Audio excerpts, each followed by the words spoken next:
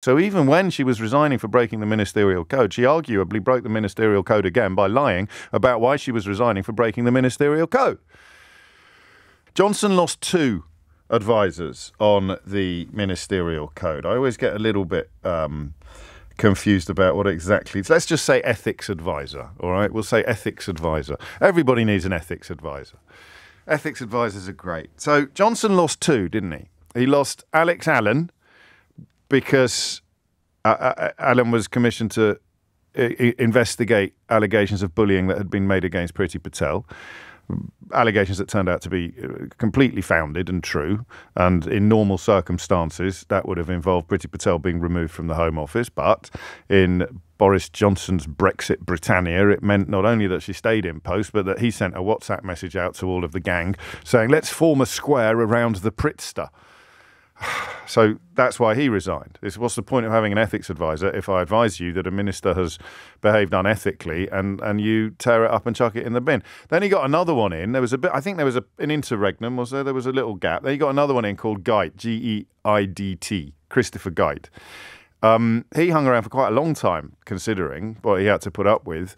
That was when the bloke that paid for all the decorating, Johnson claimed he'd lost his WhatsApp messages or he'd lost his phone, so he couldn't remember who it was that he'd be. I mean, just astonishing. And this was, of course, before it emerged that he had put the bloke who helped arrange an £800,000 loan for him into the chairmanship of the BBC. So Lord Geit went and said to a friend, reportedly, you can tell I've been working this weekend, that I'm sick of being lied to, was his reported reason for leaving the role of ethics advisor.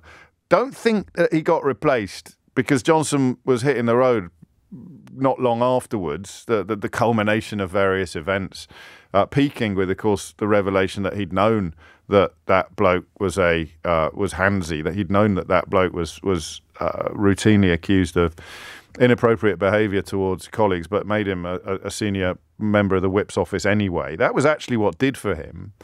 Not, oddly, the Sue Gray report. Everyone likes to pretend in retrospect that somehow the Sue Gray report was what nailed the final nail into the coffin of Boris Johnson's prime ministerial career, but it wasn't. They claimed that was a damp squib. In fact, the phrase damp squib appeared on the front of the Daily Mail. That was an absolute rewriting of history to pretend that the outrage the public felt over the parties actually was enough to get him out of Downing Street. It wasn't. It was the Pincher fella, Pincher by name, Pincher by nature, that did for him finally. But that meant that when Liz Truss came into... Are you still with me at the back?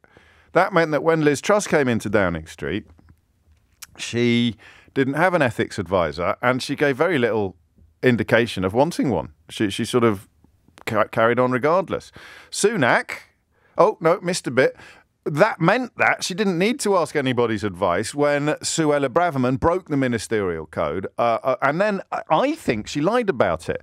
And I think that if she hadn't gone as quickly as she went, so if Truss hadn't sent her packing as quickly as she did, I think this element of the story would have got rather more attention because she claimed that she'd put her hands up to it and she was the one that brought it to the attention of the Whip's office and she was, embarrassed by this slight mistake in sending something to an ally that should not have been sent on private email addresses and yada, yada, boom. But actually, she sent it by accident to someone completely different.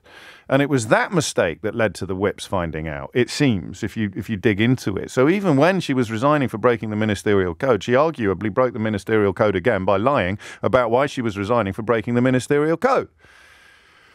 And then 6 days later, Rishi Sunak, you know him, professionalism, accountability and integrity, that fella, he brought her back. He brought her straight back into the Home Office 6 days later, 6 days after she'd been fired for breaking the ministerial code and, I believe, lying about breaking the ministerial code, which involves breaking the ministerial code again.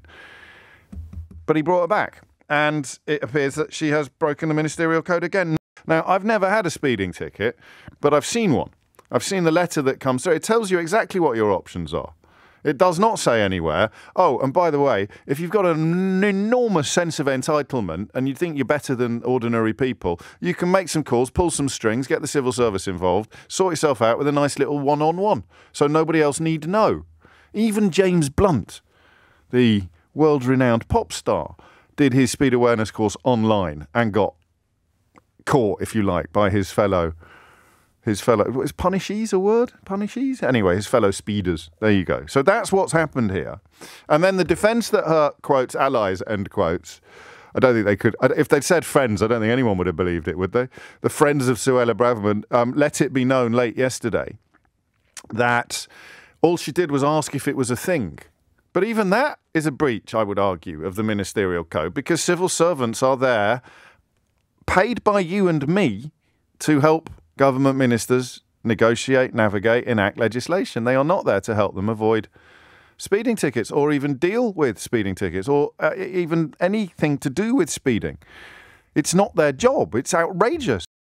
The breach of the ministerial code, if indeed there is found to have been one committed, would involve trying to enlist the civil service, who she spends most of her time slagging off and insulting, calling them a woke blob or whatever it may be, enlisting members of the civil service to deal with her personal life, to deal with her private issues, to deal with, in this case, a speeding fine.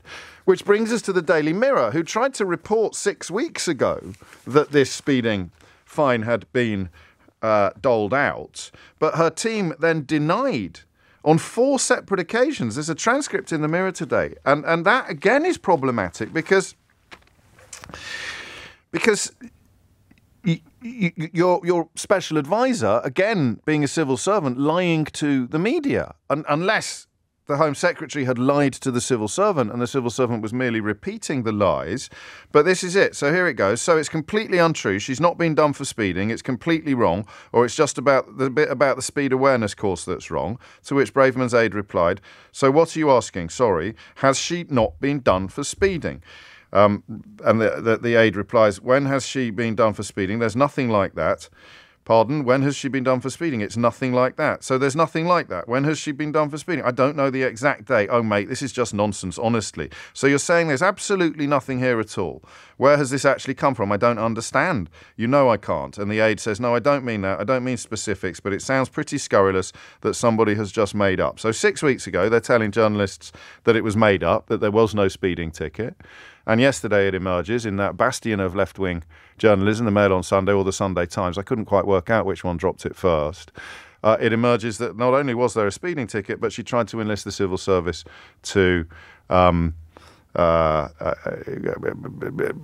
the word I'm looking for? Facilitate. They like that word, don't they? To facilitate an easier ride. I say this with great amounts of love and affection. If your brain is so boiled that you think Braverman is in any way worthy of being in the Home Office, then you're probably too stupid to realise why this is potentially problematic for her. And I say that with love and affection because if a brain can be boiled, it can be unboiled as well.